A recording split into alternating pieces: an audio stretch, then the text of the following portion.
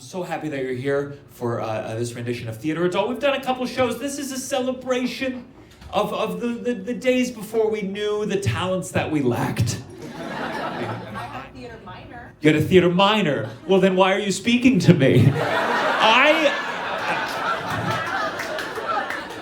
I've been re-embracing my theatrical roots. I've been connecting with a lot of comedians who have theater kid backgrounds. A lot of people. I honestly think you need to encourage it to some degree, because if you suppress it, it turns into bad things. You may know this. Ted Cruz used to be a theater kid. and listen, I'd rather sit through him in the Crucible than him as a governor or whatever the fuck.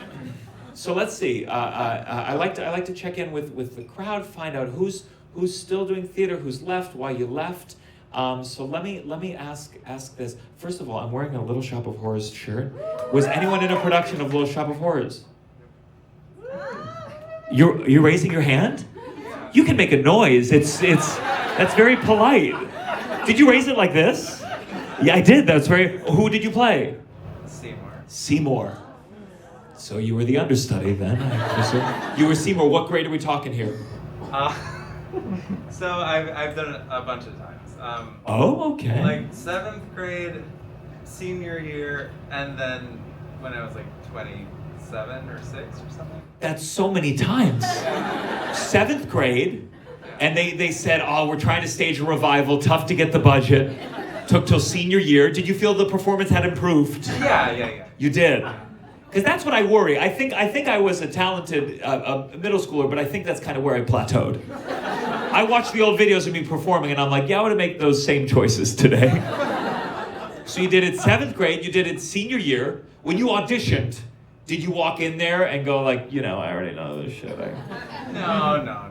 No, you were very I humble was about like it? a child the first time. Sure, okay. What about the 3rd time? You're 27, you said? Yeah, something like that. Where was that production? The Penobscot Theater in Maine.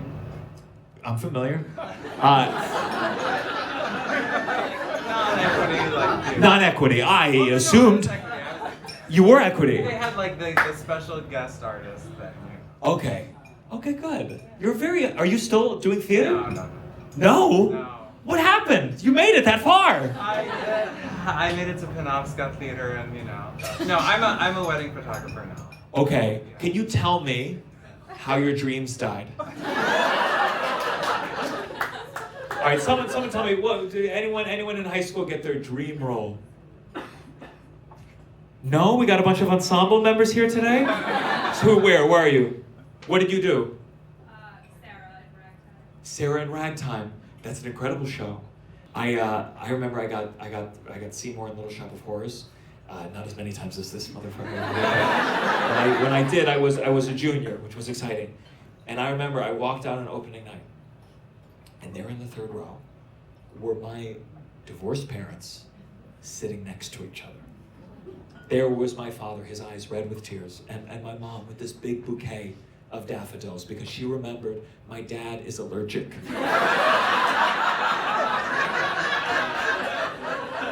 What's your name? Jen? And so it was a dream role, and you booked it, and you felt good? Yeah. Who did you play? Sarah. And remind me, what are Sarah's songs? He sings Your Daddy's Son. Your Daddy's Son. How well do you remember it? I don't remember anything. You don't remember anything? You don't think if I pulled up the lyrics right now and I got a pianist on the stage, you wouldn't be able to sing it for us? If you do, I'll give you a free shirt on the way out. As much as you want to do. Why don't you come up here? We'll see what we do. I mean, let me check too. I think we do have a pianist here tonight. He recently played in the pit for Gypsy on Broadway. Make some noise for my pianist, Adam Cole. Clap, everybody. Clap it up. Sarah, please, would you come up? Would you sing with us? For fun, clap it up. Make some noise. You know this one? Okay. Who played this originally? Audra McDonald. And we got Audra McDonald's pianist right here. Okay. Okay, this is a very serious song. Can you give people some context? I don't sing anymore. I'm a lawyer. No, I didn't mean context of why.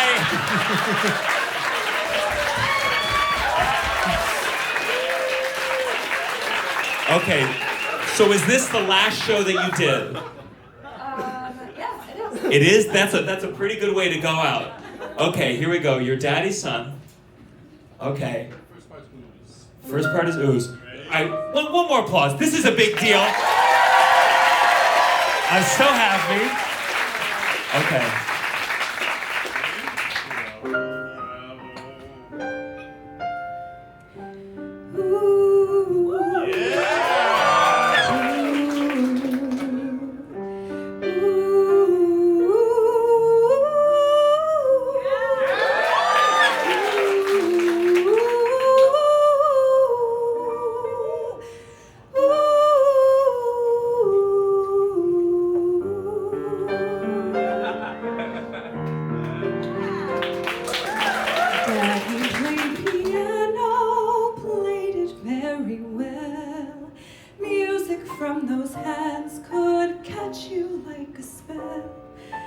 He could make you love him, for the tune was done. You have your daddy's hands. You are your daddy's son.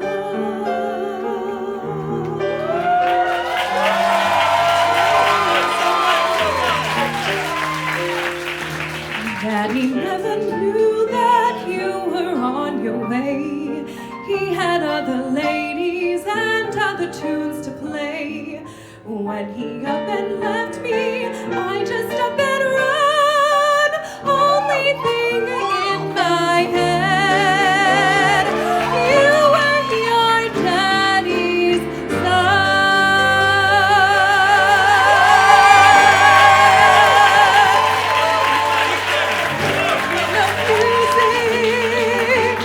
couldn't see no light. Mama, she was frightened, crazy from the fright. Tears without no comfort, screams without no sound. Only darkness and pain, the anger and pain, the blood and the pain. I buried my heart in the ground, in the ground. When I buried you in the ground.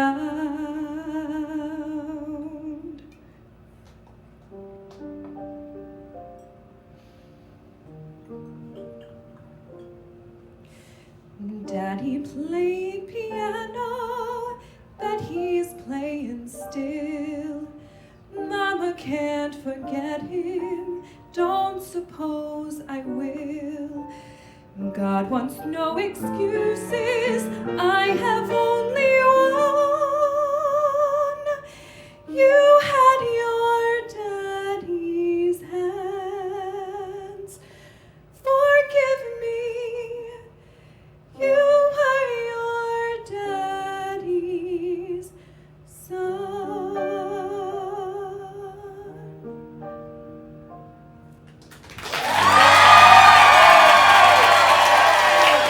Thank you so much. One more time, clap it up for that. Make some noise.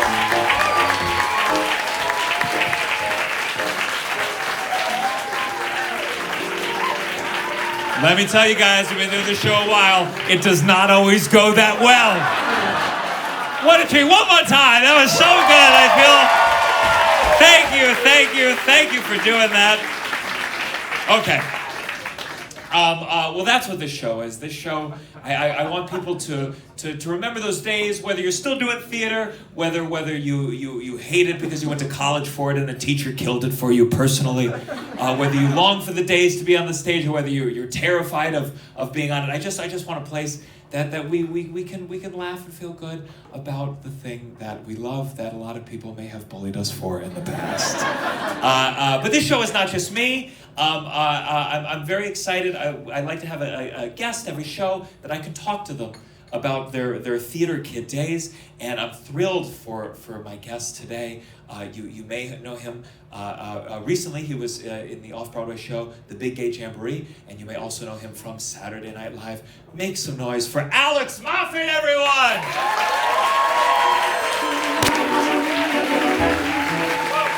Thank you. And forgive me, I was supposed to introduce the song you will be singing. Please, singing Prince Ali Jafar Reprise. Alex Moffat.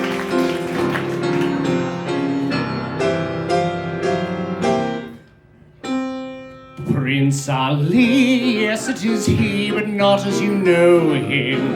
Read my lips and come to grips with reality. Yes, meet a blast from your past, whose lies were too good to last.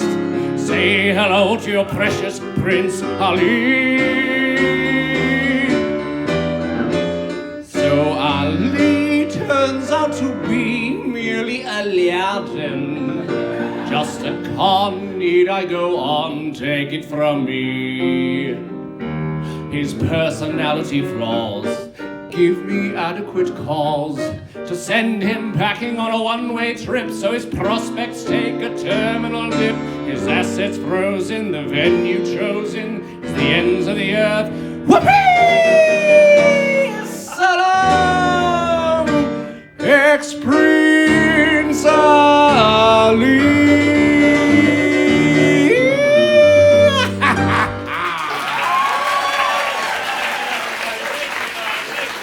Thank you. Have a good night, everybody. That was super fun.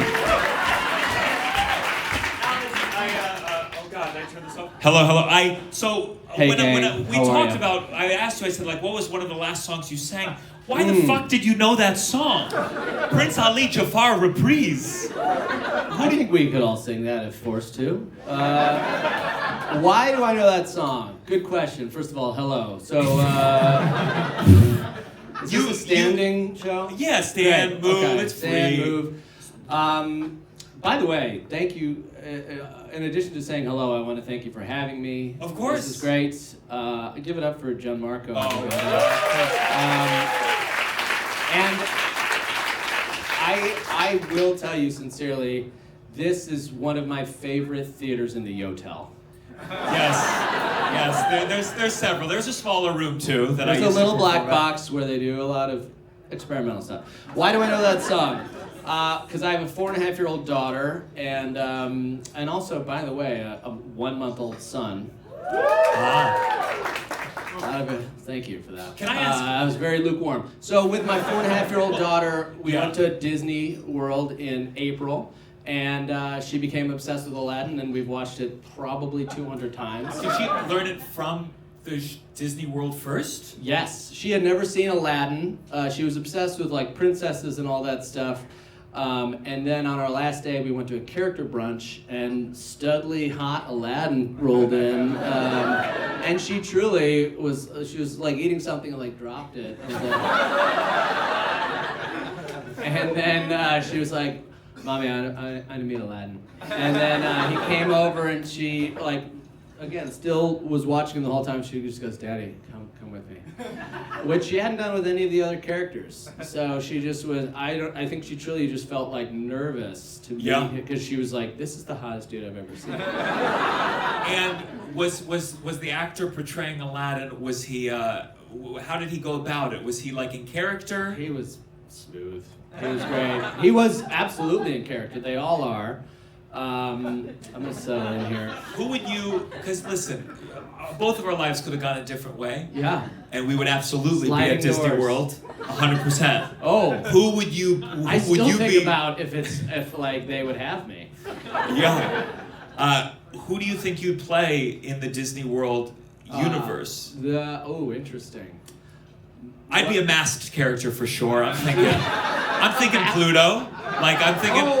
That kind See, of there were mask. some laughs. Like yeah. That kind of mask. I was picturing like Phantom, but that's not from the Disney canon. Those kids would be like, "Who the fuck is that one over there?" Who would I be? Well, have you ever seen Rapunzel or Tangled? You know what? I haven't. To be Get outta honest here. with you. I don't have a 4-year-old. Yeah, I do. And, I think if I had a kid, I would catch up on all these musicals, cartoons that I never saw. I never saw Frozen. I never saw Oh, Tangled. it's amazing. I am catching up, and it is a blast. I mean, and by the way, the Frozen I've seen probably 100 times. Uh-huh. Tangled I had never seen, maybe 20. Sure. Aladdin is my favorite. Probably no, it's not my favorite Disney movie. My favorite is the 70s version of Robin Hood, where the fox is Robin. Yes. It's Yes. so good. Thanks for wooing my favorite Disney movie. Now, have you showed your daughter that? Oh yeah. And she goes, put Aladdin back on. Yeah, although she also, I told her a story. When she wants to please me, she recalled. When your 4-year-old goes, time to please daddy. I think so. Yeah? She's very socially attuned. So I think if she can sense I'm having a bad day, she wants to put on Chip and Dale Rescue Rangers. Right? It really is very sweet, actually, because when we were at Disney World, we met Chip and Dale. Brag. And they were fully masked. It wasn't like a guy. Yeah, they were. Yeah, they weren't like cats. Sure. Yeah, they were fully masked. Do you know the difference between Chip and Dale? One has a jacket and one has like a Hawaiian shirt. Is that right? Yes, that's true. One But flies that's a not plane. Yeah. Well, Okay. All right. Thank you. Well, also Chip has a black nose, cause like a chocolate I don't see chip. race. I know you don't. But you can see a nose. Sure. And then Dale has a red one. And anyway, I told her a story about how when I was little, my parents took me to Disney World, and I loved meeting Chip and Dale at a character brunch. And then she took that and extrapolated that I'm obsessed with Chip and Dale. I'm not really, but I've now been rewatching Chip and Dale Rescue Rangers. So you learned this Jafar song. You had you told me you had an audition that I this did. is what you. I did. You were teeing something up, and I railed. No, it's which, fine. Yeah, I know that's okay. It's loose. Yeah, I can tell. By the way, I want to also, and I'll get to the story you're trying to tee up at some point tonight. But Yeah, we'll get there. We'll get there. I also want to say how utterly demoralizing it is that I'm standing back there and you just basically threw a dart and a lawyer got up here and just blew us all away. And then I've been taking voice lessons for like a year and a half to prepare for Big Gay Jamboree. And meanwhile, she hasn't sung a note since 2008. 2008. That was too beautiful. I was really hoping you would tank, and then I'd be like, haha, let's call in the professionals. Prince Ali. Yes. Yeah, it was also a tough song to follow as well. I mean, it's a lot of things it was too going good. on. I really didn't want to sing after that. But we had sort of agreed upon it. Anyway, great job.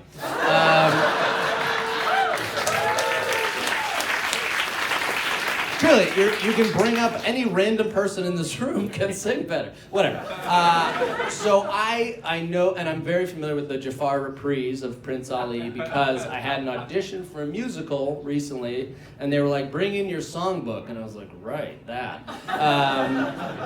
And I know that, I'm pretty sure they had seen me in Big Gay Jamboree, so they know I'm not a Broadway belter, but they were like, yeah, bring in some songs, you gotta sing like a whole song. I was like, so then I was racking my brain, and my wife was like, what about Prince Ali Jafar reprise? And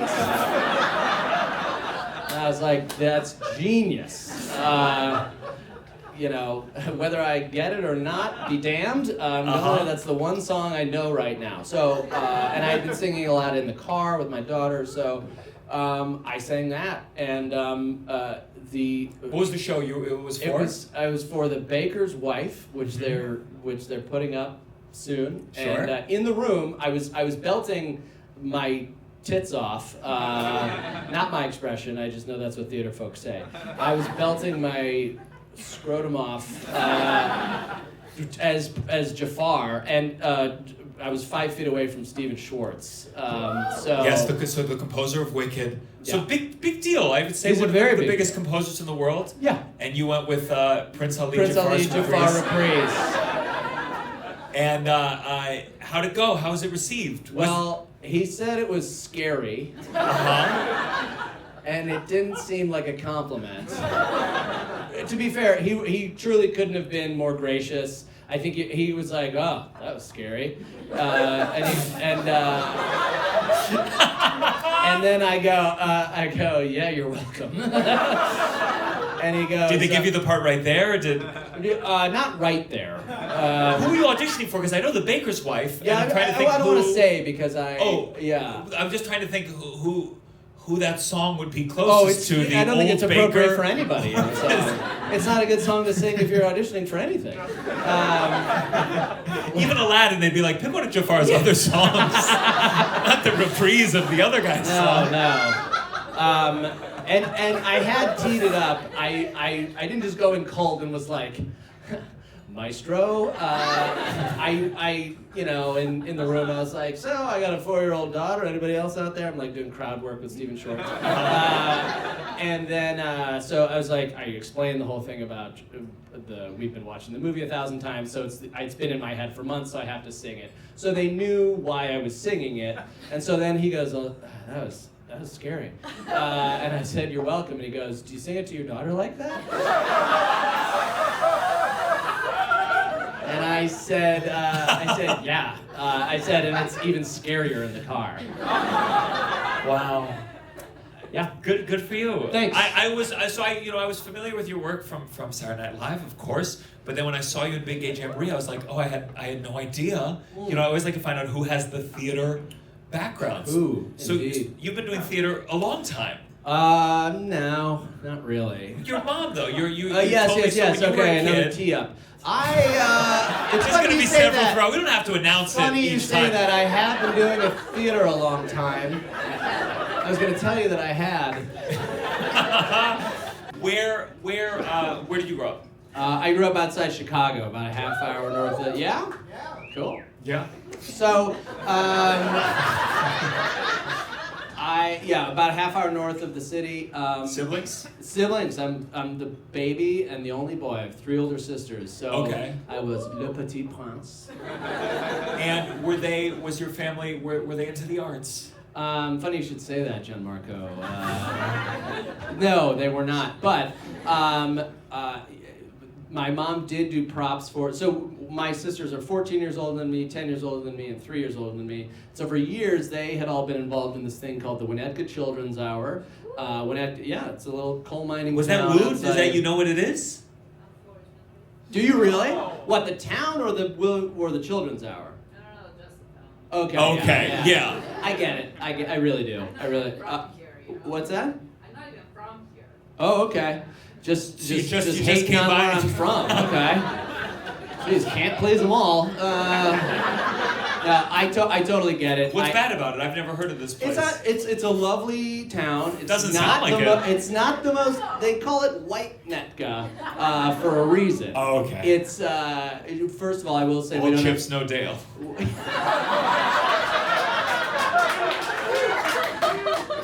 Yes. Yeah. Yes, I see where you're going for it. Absolutely, that is the deal.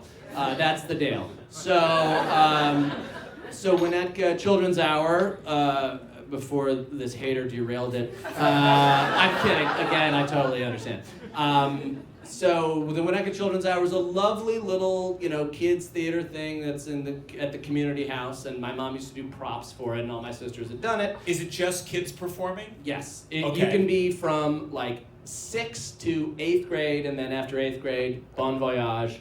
Good luck in high school, and we'll never see you again. Is it just for summers or during the school year? It was, I think, during the school year. Okay, cool. Yeah, So yeah. after school program, Yeah, putting on after shows. school and Saturdays, give the kids something to do. And so since I was like the baby in my family and my mom was doing props anyway, they made an exception and let like 4.5-year-old Alex be part of the Winnetka Children's Hour. And so that first year, I was a little. So this is from the Children's Hour. Now I'm the one with the full beard.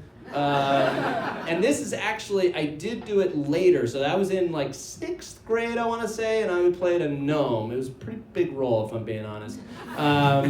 So that's me in a yellow. What was the show? That was something about. It was like the moms would write it, and it was really lovely. But it was always like, we're gonna mix Just up. the moms, no fathers involved? No, not a one. They're out there working at the coal mine. This is the 80s. Dads were like, I'll go if I got nothing else to do that night. So anyway, that one was like, something about all the fairy tales being mixed up. Basically, like the proto Shrek.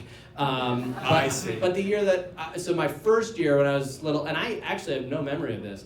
Because I was so little, the theme was Shel Silverstein poems, like Where the Sidewalk Ends, and kids would like go out, and then like a bunch of their poems, his poems were like set to music, and there I am again. And so I was in two things. The first one was the Rock and Roll Sandbox Band or something, a bunch of kids, and so like we come out and wear like big goofy sunglasses and like a jean suit, and I'm playing a tennis racket like a guitar, and then I look out there and just pee my pants, just like as though I had had like 9 bottles of wine. Like it just went all down. I soaked it down to my little penny loafers that I was wearing. And do you remember, did you know it was about to happen? Were you surprised? Were you horrified? Here's what I really thought. I thought, these jeans are dark. No one's knowing this. I gamed the system. Good thing I wore the dark jeans. Oh my God. Yes. How old were you again for this one? I'm almost 5. I was almost 5. Were you embarrassed? Yeah. You were. So then I remember, like, again, I thought, well, I think I got away with this one. Like, all right, phew, dark jeans. So then I went to the costume room, whatever. My mom came back and was like, hey, you want some help getting out of your wet jeans? And I was like, you saw that, huh? And then she's like, it's okay. She's, the loveliest woman of all time. And so she like helped me get into my next costume, which was for like the thumb suckers, something or other. So I'm dressed as They let you go back on stage? Oh yeah, I had two like. They figured you were empty at this point. Yeah, they sure did. There's no way there's more in there. Yeah, I practically turned it into like, oh.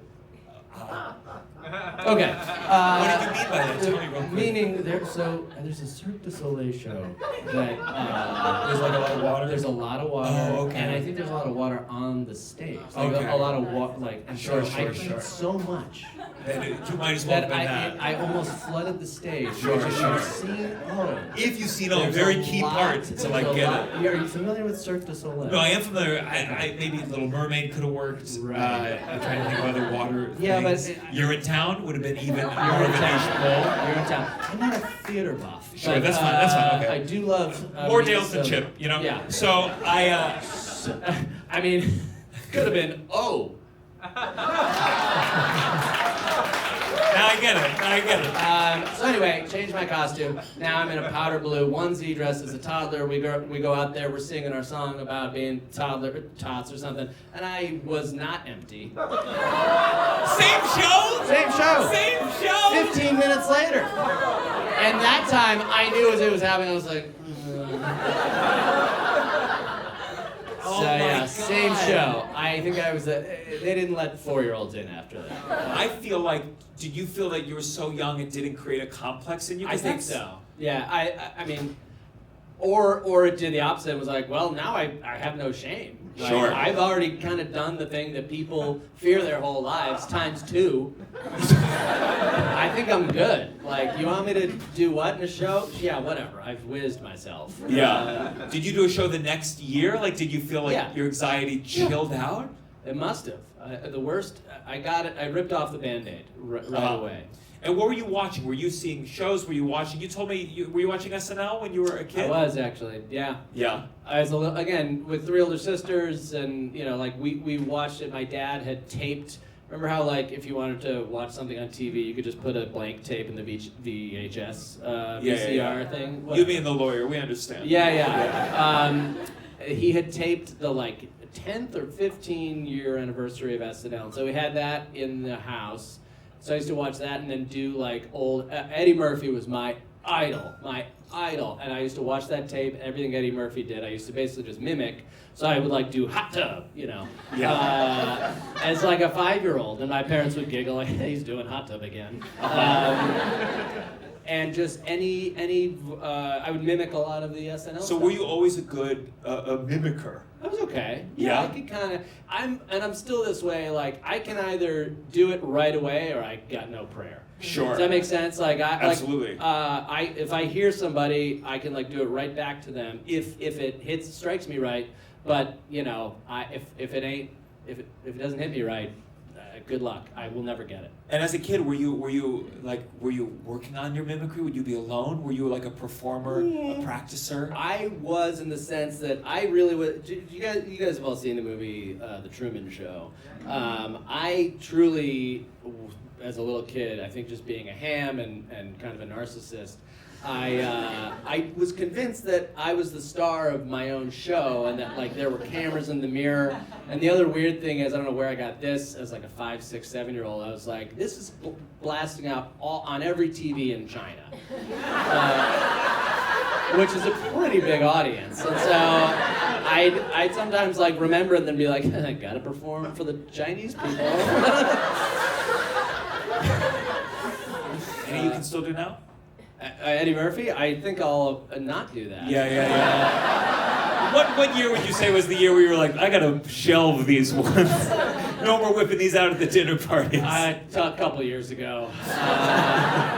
Just shouldn't do it this day and age.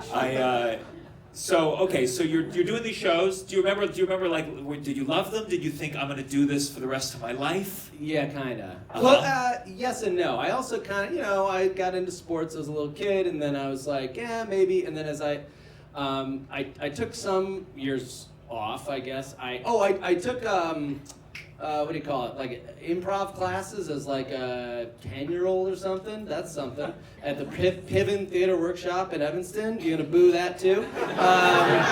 Is this Piven? Piven, as in Jeremy Piven's Jeremy parents, Piven. Legendary theater teachers and directors, and they had their own school. And so I took some like kids theater workshops, and then fun fact, whenever that movie Little Big League was coming out, where the little kid inherits the Minnesota Twins, a bit far-fetched, it annoys me, but Disney was like doing a nationwide search for like the next it kid. And so they came to Chicago, they were casting, and they asked Piven, like, hey, you got any young rising stars in your ranks? And they were like, yeah, here, we'll send you a few. So I actually I wasn't like a kid actor, so to speak, but I didn't have like a headshot or a resume, but they were like, here's the address of this casting agency, go downtown. And so my mom, I remember I got the whitest outfit in the world, and like the starchy. Wait, after the pee incident, you went with the whitest? Yeah. Well, that doesn't show pee as much as you think. Sure. As much as powder blue, par exemple. But anyway, and then like I remember taking a bunch of photos, like as a very hammy little 10-year-old kid. Is that the one that we have here? I don't know. Where's the headshot one? Can we get that drum roll, that piano?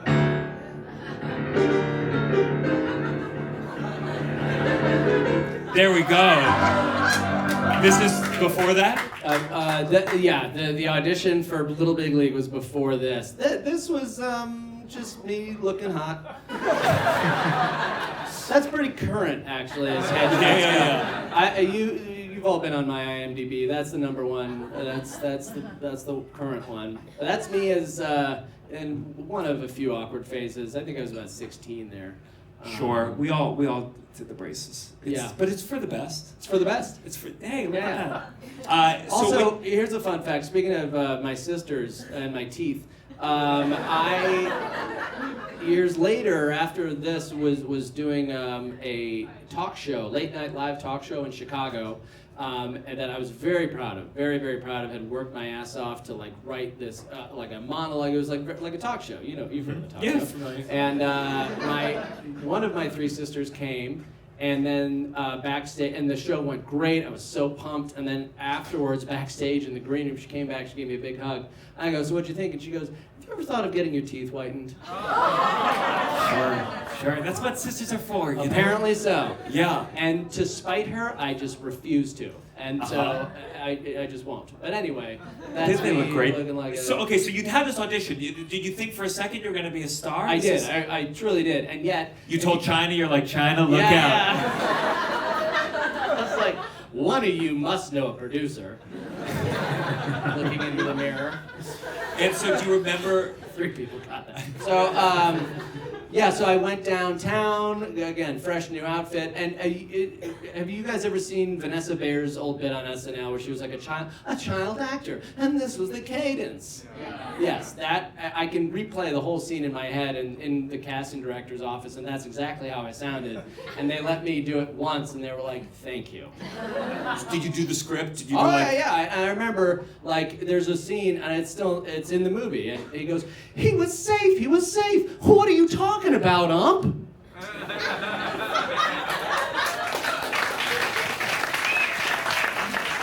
Thank you. That's still how I'm acting, you know? Big hand gestures, big movements. Yeah, I mean, it's a style. Yeah, it's tough. Kid, it's tough to be a kid actor. Some got it. You ever see that audition? You guys see that audition? It's the kid for E.T. He's auditioning. Oh, yeah. Yeah. He's amazing. It's amazing. Oh my God. It's amazing. He's like 8, and Yeah. Steve's like, pretend they're taking away your best friend alien, and he Oh. starts crying. Yeah. And then you came in next, and you're like, my alien. E.T. phone home. Yeah, it wasn't meant to be. And then my mom took me to the rock and roll McDonald's afterwards and then barged into the men's room because she saw 2 guys walk in there, one with a newspaper under his arm, and she was like, that's how they sell drugs. Wait, I'm sorry. Wait, what? Wait, she saw a man. We were from the suburbs. It was, you know. Hold on. She saw a guy walk in with a newspaper, and she barged. Why did she barge in? Because she was the only one with me. What do you mean? Wait.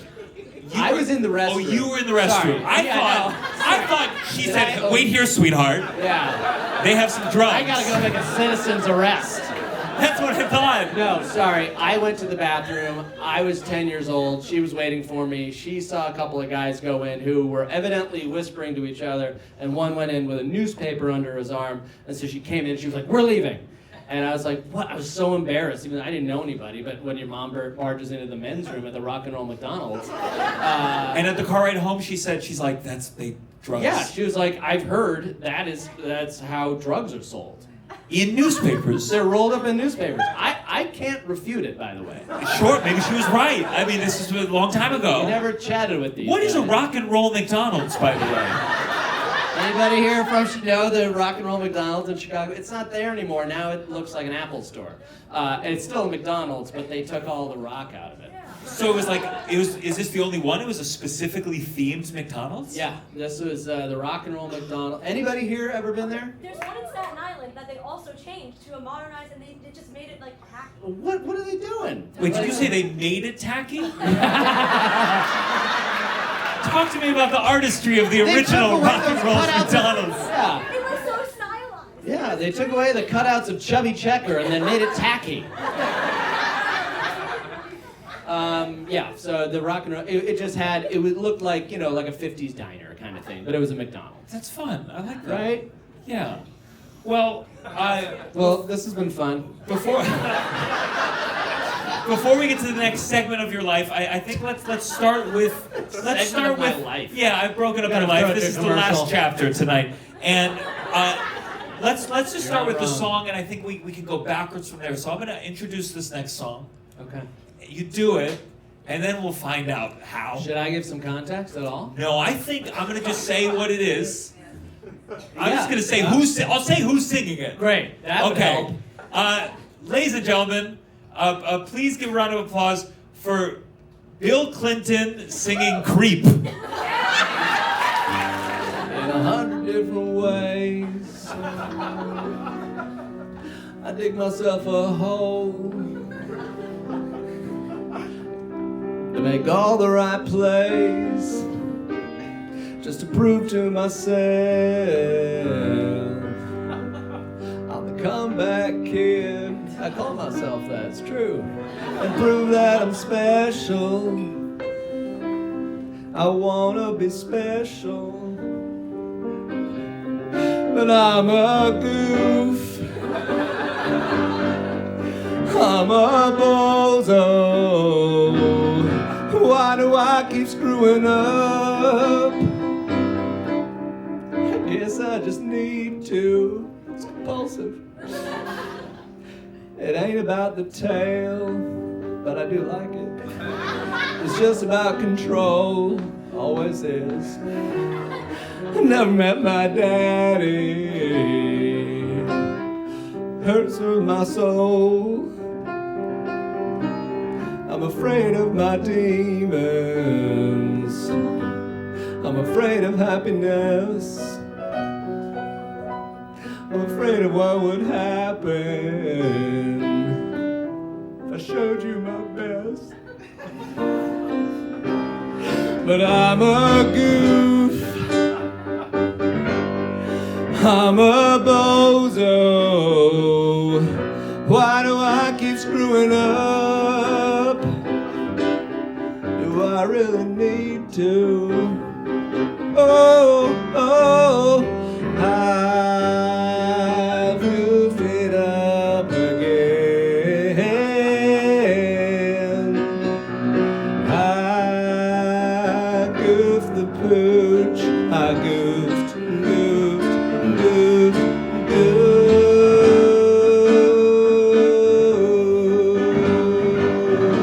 Everybody, sing with me.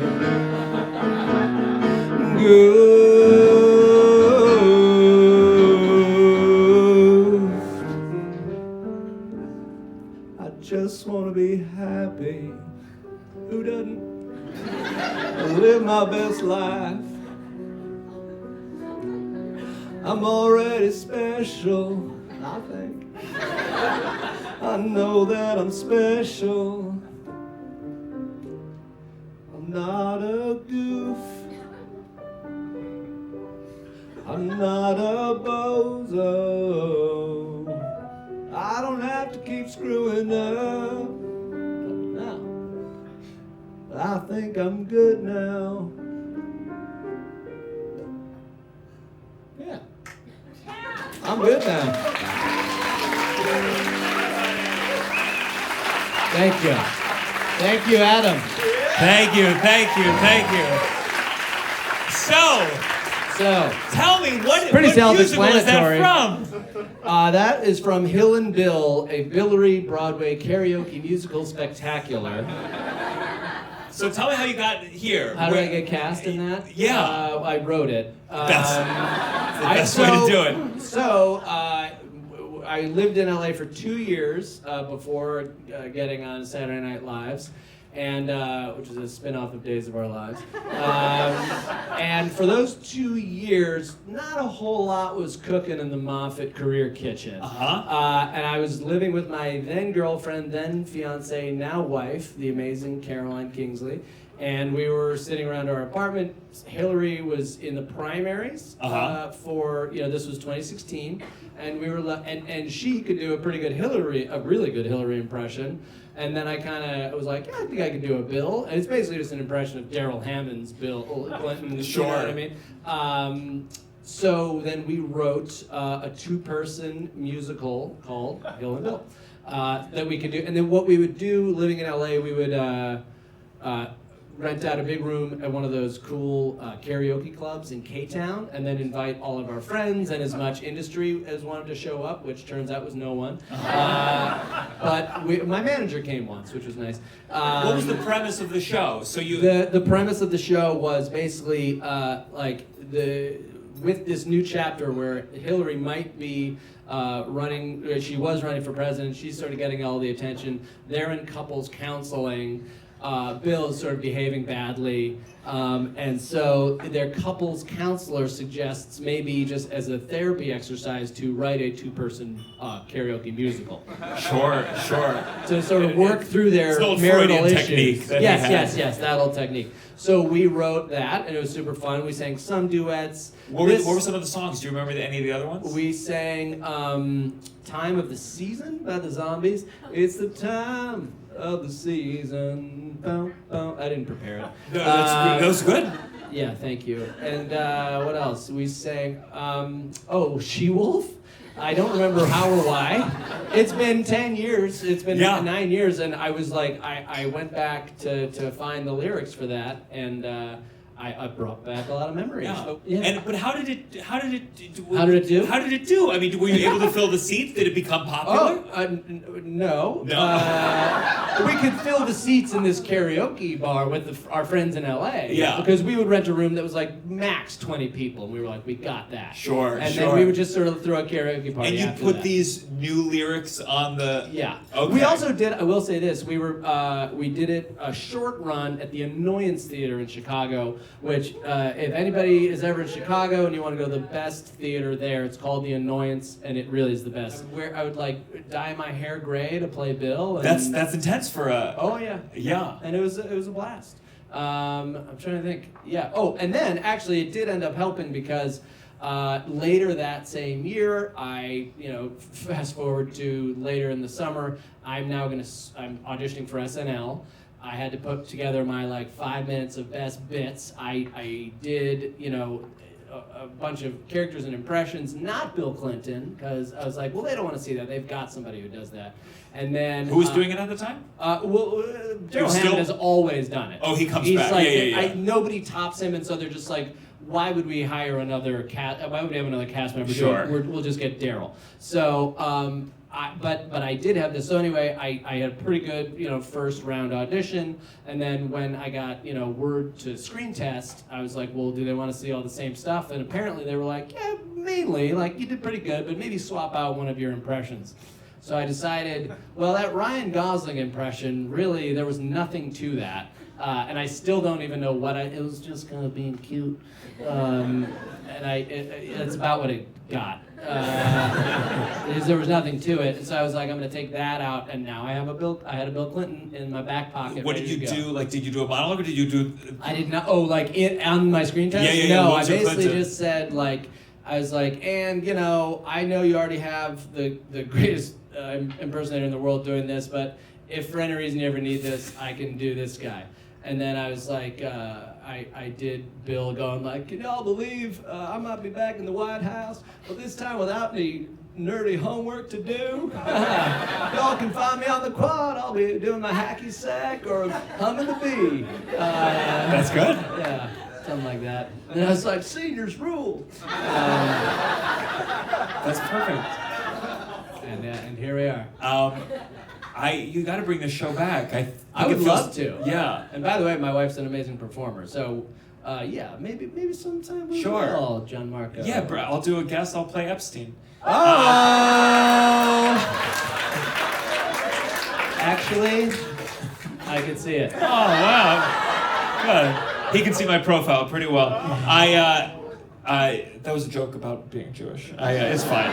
Well. Okay, so that's. So let me ask. So you peed your pants when you were 5. Yep. You go all the way to SNL. I imagine the anxiety. I've always wondered. Do you look back on all your performances? Was the anxiety of SNL? Was that the highest anxiety you felt during those shows, or do you remember it was just as tough when I was 5? Every show for me is anxiety producing. Yeah. Yeah, literally. Sure. Yeah. What's your anxiety? What's your method with dealing with it? I try to just churn it into some kind of energy I can use. But yeah, I'm nervous anytime I'm gonna. You'd be a psychopath if you were like about to walk out on a stage and you're there to entertain people and you're just like, whatever. Yeah. I think I care. Sure. So yeah, like at SNL, I don't know. I would just kind of stretch a lot and eat an ass bowl. Eat a what? What did you just say to me? Eat an ass bowl? An acai bowl. Oh, Jesus Christ. Sometimes Beck Bennett and I would go over and do a steam and cream at the old Equinox. What's the cream part of What's that? the next part of the show?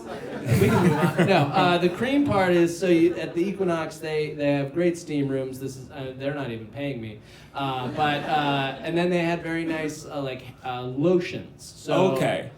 Because I know a lot of gay guys that go to Equinox for a different kind of steam and cream. They actually had to ask them to stop creaming in the steam. Never Apparently it's a thing. It is a thing. Yeah. Yeah. I've only seen little teeny whispers of that, but the guy was kind of mindlessly. I'm not going to tell that story. Wait, what happened? No. I was alone in a steam room, And a guy was kind of just sitting there naked, which is totally fine, no problem. You don't need your towel. It's all good. We're all guys. But then it was the sort of like mindless tugging at the genitals as he kind of like slack-jawed stared at me. And yeah, and I. You should have creeped him out by doing the Bill Clinton impression back at him. Hey, fella, what is that thing? Hey, holster that rifle, sir. No, and I just went like, hey, man, come on. And he just kind of was like, didn't seem too ashamed. He was just like, all right, not the vibe, I guess. Well, is this how these shows normally go? Yeah, we always end with the steam cream segment. Well, you know, again, the show, it changes every time because of our guests. I sometimes, you know, the guest has a different song, but this time I was thinking about what's a song that I would want you to see, a role that I think you'd be, if I could be casting director for a second, and I was thinking about a Little Shop of Horrors, but I think you'd be a good dentist. I think it's a good comedic role. Another Steve Martin played it in the movie, and so you know I asked you to maybe sing us Be a Dentist. Oh, yeah. You guys in the mood for that? I don't know, guys. With a song? I don't know. If only I had the sheet music in front of me. When I was younger, just a bad little kid, my mama noticed funny things that I did, like shooting puppies with a BB gun. I'd poison guppies, and when I was done, I'd find a pussy cat and bash in its head. That's when my mama said, "What did she say?" She said, "My boy, I think someday you'll find a way to make your natural tendencies pay. You'll be a dentist. You have a talent for causing things pain. Son, be a dentist. People will pay you to be inhumane. Your temperament's wrong for the priesthood, and teaching would suit you still less. Son, be a dentist and be a success." Oh, that hurts. I'm not numb. Oh, shut up. Open wide. Here I come. I am your dentist, and I enjoy the career that I picked. I am your dentist, and I get off on the pain I inflict. When I start extracting those molars, you girls will be screaming like holy rollers. Dentist, and be a success. Now spit. That's it. Thank you. That was amazing. Thank you. But actually, just hold on a minute. I just want to enjoy this next part. Okay.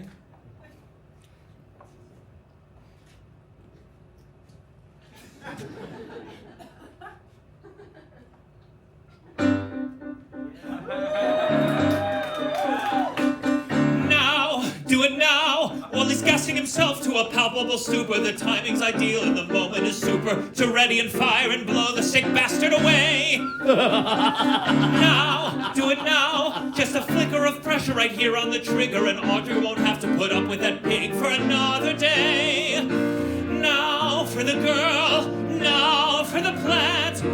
Now, yes, I will. But I can't. Oh, we're gonna have some fun with that little mouth of yours, Seymour. Okay, I think I've had about enough of that stuff. I'll just take the mask off now and... Hey, Seymour! The mask! What? It's stuck! Well? He says, well...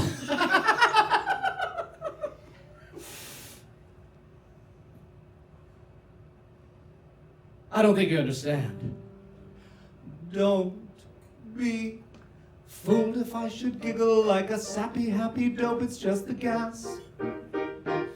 It gets me high, But don't let the fact deceive you, any moment I could die. Though I giggle and I chortle, in my mind I'm not immortal. Why the whole thing strikes me funny, I don't know. 'Cause it really is a rotten way to go. What we have here is an ethical dilemma. Let's say help him get that mask removed. He doesn't have a prayer, should do better than required. But the way events transpired, I could finish him with simple laissez-faire. What we have here is a tricky moral problem. Do I help remove the mask or let him go for lack of air? Couldn't shoot him when I tried, but the fates are on my side. I cut off the guy by staying in the chair. Don't be fooled if I should chuckle like hyenas in a zoo. It's just the gas, it turns me on. But then let my mirth deceive you, any moment I'll be gone. All my vital signs are failing, 'cause the oxide I'm inhaling makes it difficult as hell to catch my breath. Are you dumb or hard of hearing? Or really my end is nearing? Are you satisfied? I've laughed myself to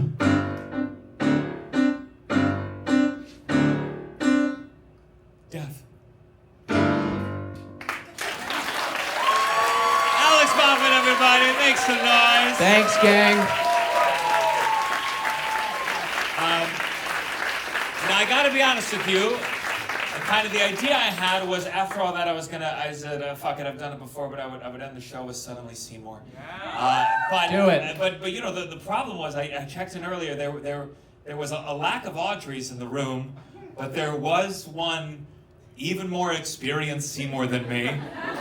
And I'm wondering if you could go for time number 4, and I'll try to sing the Audrey part with you instead. Whoa, do it. Do Come it. on up. Thank you. Amazing. Thank Hey, you. you guys have fun. This has been great. Good night. Alex Moffat, everyone, clap it up.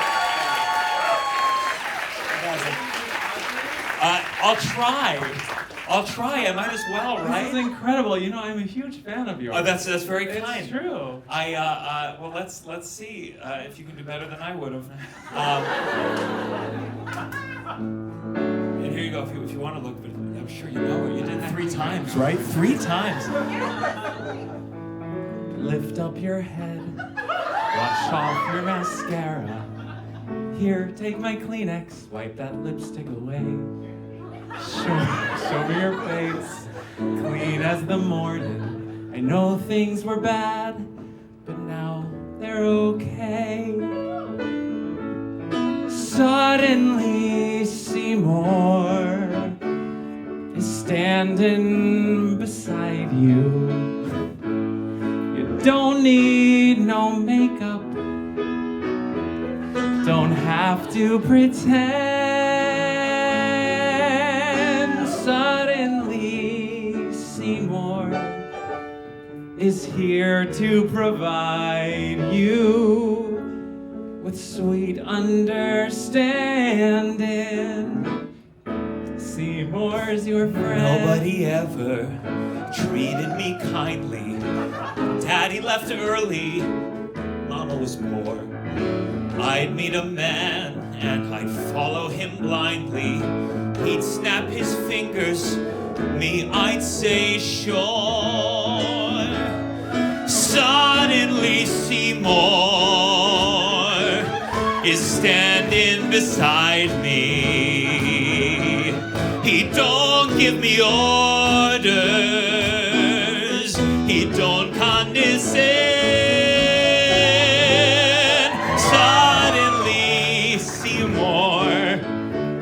Is here to provide me sweet understanding. Seymour's my Tell friend. me this feeling lasts till forever. Tell me the bad times are clean washed away. Please understand that it's still strange and frightening. For losers like I've been, it's so hard to say. Suddenly Seymour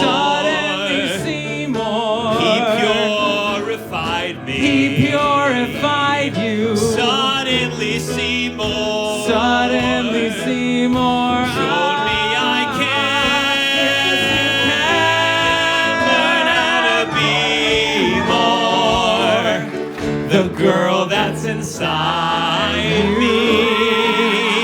Sweet understanding. With sweet understanding. With sweet understanding. With sweet understanding. Seymour's your man.